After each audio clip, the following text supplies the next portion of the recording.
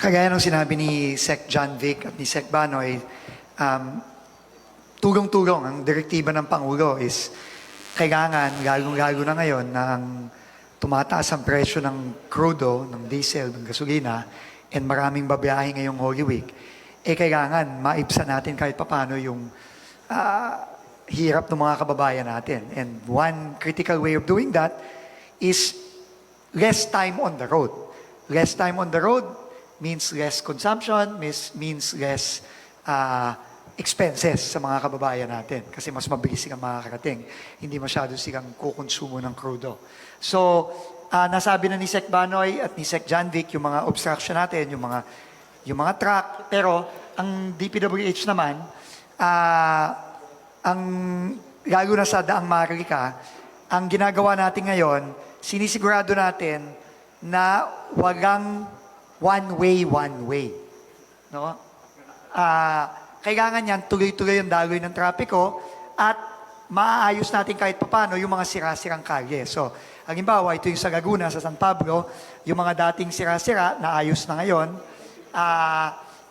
Next, kahapon, ang galing lang ako sa Quezon. Ito yung Gumaka, ito, sa kalagitnaan mismo ng Gumaka, sira-sira yan nung February, January, ngayon maayos na. No? So, importante yan kasi tuloy-tuloy dapat. At ang instruction natin sa lahat ng district engineer tsaka ang regional offices, walang ongoing dapat. Lahat yan tuloy-tuloy, walang tutukod, walang magsa-stop and go.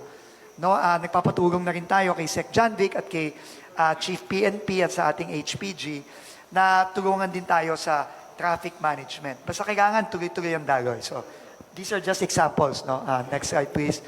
Ito yung sa Albay din, yan, pinipilit na rin nating ayusin na matapos. So ito lang yung mga examples ng ano. Gagamitin ko na rin yung opportunity na sabihin, lahat ng construction pinahinto natin ngayong Holy Week. SILG, Chief PNP, no? So kailangan yan, tuloy-tuloy, magre-resume na lang tayo ng construction sa week of April 6. No? So ngayon, wala ng construction as of nung weekend hanggang Easter Sunday. Sa April 5. So, yun lang po. No? Tulong-tulong lang po tayo at ingat po sa biyahe sa lahat.